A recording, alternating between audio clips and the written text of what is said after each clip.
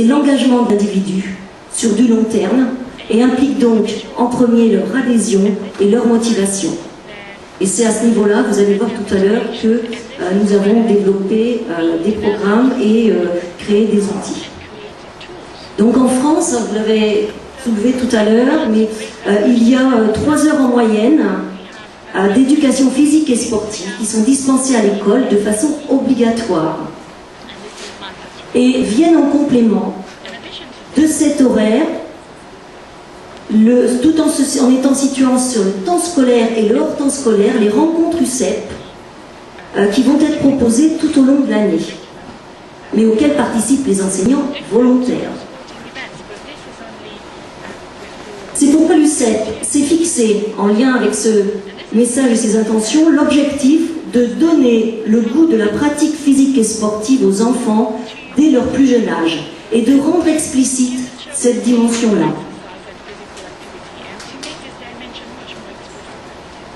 Alors en France, il a été mené une étude qui a été communiquée officiellement en juin 2009, qui peut ressembler à des études dont nos intervenants ont parlé peut-être tout à l'heure, qui est l'étude ICAPS, d'intervention centrée sur les activités physiques et sportives, et qui a été reconnue comme efficace par l'OMS en 2009. C'est dans ce cadre-là que nous allons essayer d'analyser aussi ce que nous proposons à l'UCEP, en sachant que cette étude d'intervention met en avant 3 leviers importants. L'environnement physique et organisationnel du jeune, en diversité de pratiques, en proposant des temps pratiques dans les temps scolaires et hors du temps scolaire, dans le quotidien du jeune, en permettant l'accès aux différents lieux de pratique et en permettant le travail aussi partenarial pour faciliter et rendre accessible cet environnement. Et puis, il y a le support social, c'est-à-dire le deuxième levier, l'encouragement, le soutien des adultes, le soutien quant à l'augmentation de niveau de pratique de l'enfant par la famille, par les enseignants, par les éducateurs, par tous les adultes qui entourent le jeune. Et puis, on se situe sur le 3e levier, au niveau de l'individu, ici pour nous l'enfant. Et là, on va aborder tout ce qui est de l'ordre de ses connaissances, de ses attitudes et de ses motivations. Donc notre préoccupation à l'UCEP, elle va croiser ces 3 axes-là. Et on va voir comment est-ce qu'elle croise ces axes. Et puis on développera plus précisément le dernier axe sous l'aspect pédagogique. Alors l'UCEP, en fait, par sa place et son fonctionnement, on pourrait dire qu'elle participe de fait à la création d'un environnement favorable à la pratique d'activité physique. Je vous ai expliqué un petit peu le contexte, pratique temps, hors temps scolaire, rencontres sportives.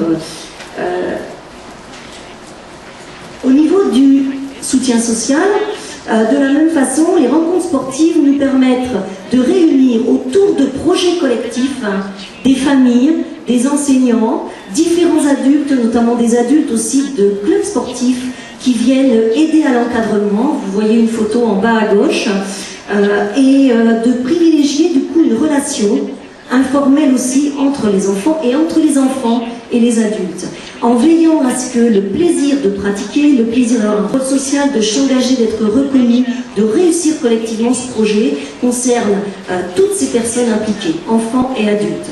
Bon, je ne vais pas développer plus ici vu le temps qui passe vite. Et puis, je voudrais qu'on aborde un peu plus précisément donc le 3e levier qui concerne donc l'enfant. Donc l'UCEP travaille depuis 2005 très précisément sur cette approche et a créé un concept et des outils. Un concept qu'on a appelé l'attitude santé, qui certes là est une représentation globale et abstraite, mais qui s'appuie sur une réalité. Un enfant capable de repérer ses pratiques physiques et sportives. Un enfant capable d'acquérir des connaissances, mais aussi un enfant capable de connaître ses goûts et ses comportements. Et un grand travail qui puisse être fait au niveau des échanges entre pairs. Alors le champ associatif et sportif, vous pourriez dire que d'emblée, il est propice, dès lors qu'on veut y porter de l'intérêt ce couple plaisir et effort dans un objectif de progrès. Alors cet objectif de progrès, il nous semble capital parce qu'évidemment, ce sera aussi une source de valorisation. Dès lors qu'elle sera explicite, qui pourra renforcer l'estime des children. And this will reinforce the child's self-esteem and will also try to strengthen their commitment. So we put together 3 tools. First of all, l'utilisation de ces réglettes pour observer les modifications d'attitude que cela entraîne chez les enfants de 9 à 10 ans. Il a été réalisé une étude universitaire par l'équipe du professeur Jourdan de l'Université qui a mis en évidence la validation de l'outil de la réglette du plaisir, de la réglette du progrès, mais qui a pointé une difficulté au niveau de la réglette de l'effort, qui a donc été retravaillée,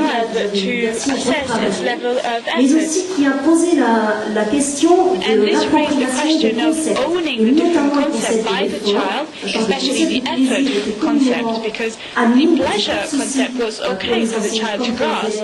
Sur l'utilisation des réglettes, celle du progrès.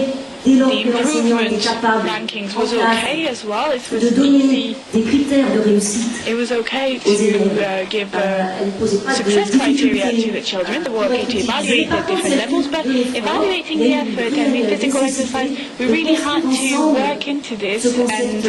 c'est-à-dire que dans les mêmes passages qu'on fait passer par des activités d'intensité importante, But the children, we told them that you need to have intense activity, and if you don't build this effort concept, it will be hard for the children to evaluate where it's placed. Certains points, une démarche particulière So we have a very specific pour faire émerger les approach. représentations, passer par la construction de concepts, We had to create this concept, owning these tools, make the children really own these tools and make them use them during physical education classes or during sporting events. And this had to be supported by debate amongst the children and maybe with a written report or something along those lines. This is very important because it's a very educational tool and it's created to be a link with the families, et un travail sur d'autres activités pratiquées en famille.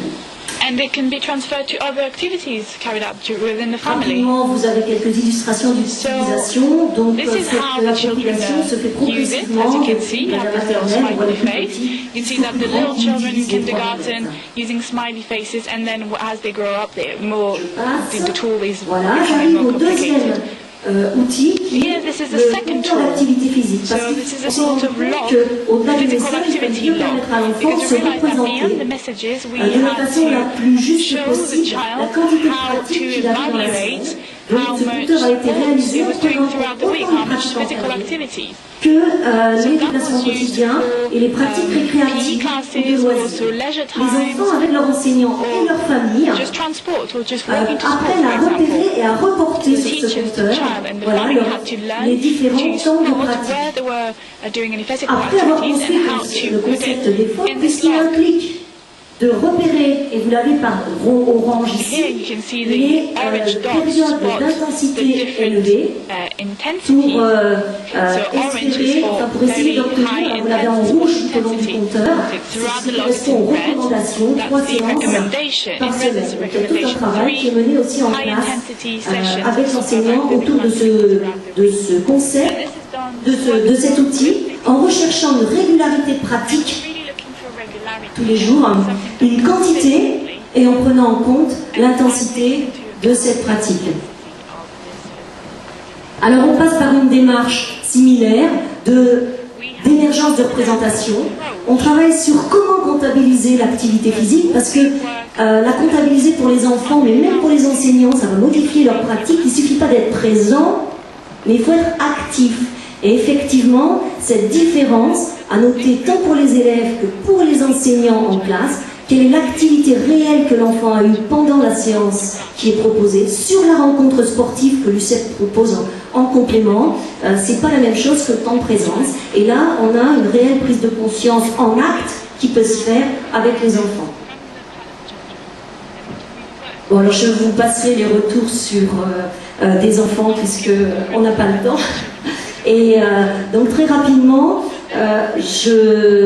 au travers de ces deux outils, vous en avez un là et vous pourrez essayer tout à l'heure calculer si la quantité de pratique que vous avez eue aujourd'hui est suffisante, en sachant que comme on les compte par période de 20 minutes, et bien les quelques mouvements qu'on a fait tout à l'heure, il faudra les répéter un certain nombre de fois pour pouvoir mettre la croix dans son rond, hein, mais c'est déjà un bon départ.